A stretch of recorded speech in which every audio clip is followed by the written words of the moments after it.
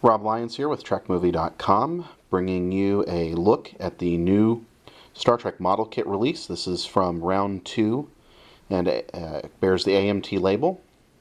And this is a 1/2500 scale issue in their Cadet series, including the Klingon Battlecruiser and the refit Enterprise, first seen in the motion picture, and the USS Reliant, first seen in Star Trek II: The Wrath of Khan.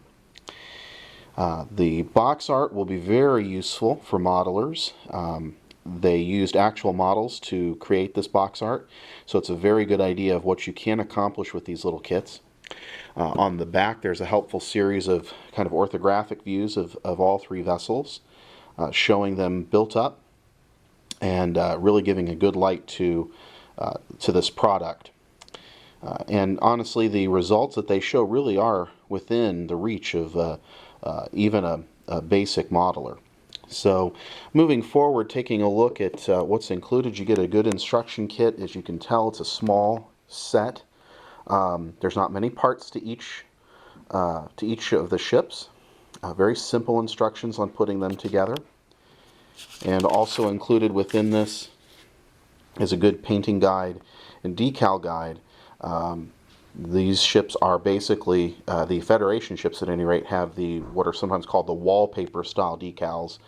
We'll talk a little bit more about paint and wallpaper decals in a few moments, as well as some glue issues. Just want to give you an idea here of the color chart that is included, so you kind of have an idea of what kind of paint you're going to need as well.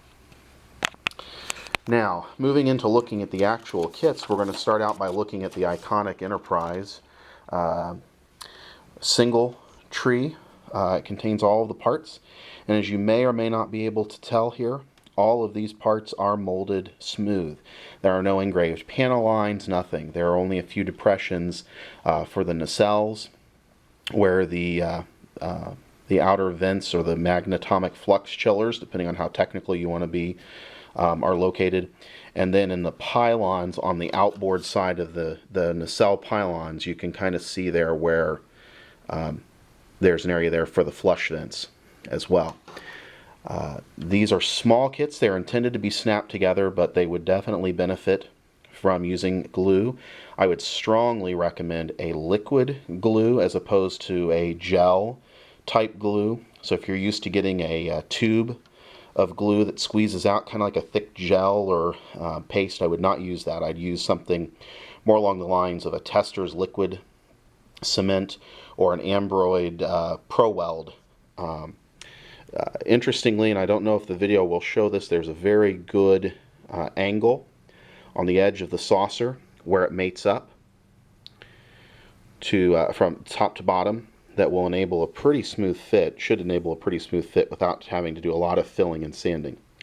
One thing I also want to point out is this has some, all 3 ships have a copyright notice on the inside printed in black.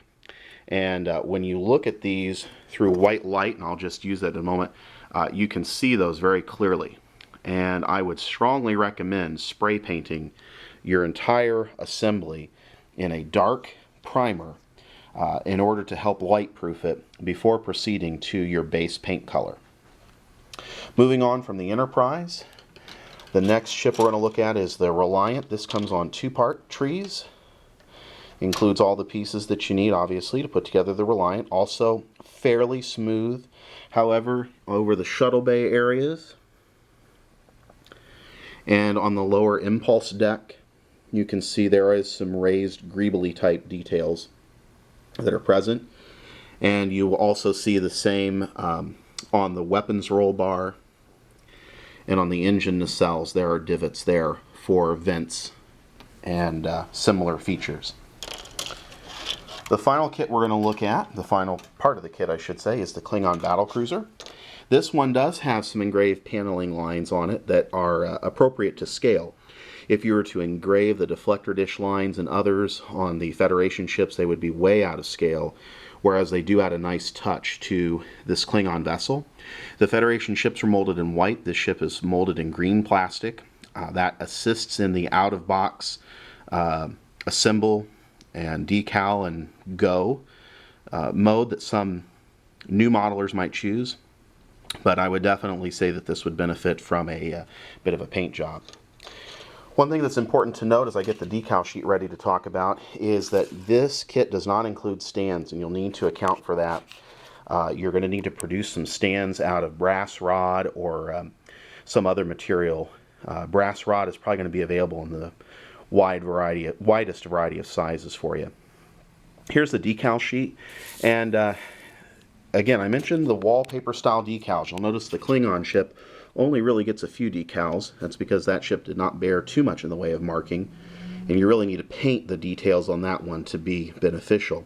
But the Federation ships are very highly detailed. The Aztec hull plating patterns are present everywhere, and the colors are fairly accurate to the ship as she appeared in the motion picture and in The Wrath of Khan. One thing I would note in terms of an issue I would have with the decal sheet, the phaser bumps on the Reliant seem extremely out of scale. They seem about double the size they should be, and they don't include any actual emitter ports. I did go back and pull a screen cap of the Reliant from the film, and these are not accurate. Another issue in general that I have with this decal sheet, you'll notice on the lower saucer that the word Enterprise is missing, and you'll see it actually provided elsewhere on the page here.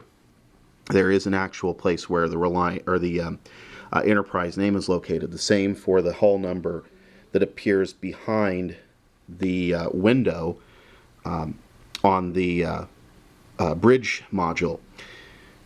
I find it kind of interesting that they did not make all of the registry numbers separate, which would have enabled the ability to change the ship.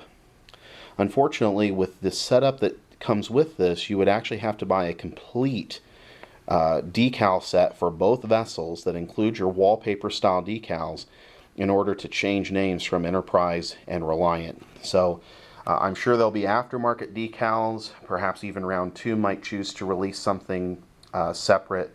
But it is disappointing that there really aren't going to be any real out-of-box opportunities to change names on this vessel. As you can see, the warp engines are pre-painted for you. The only real thing you're going to have to do is paint the front tips.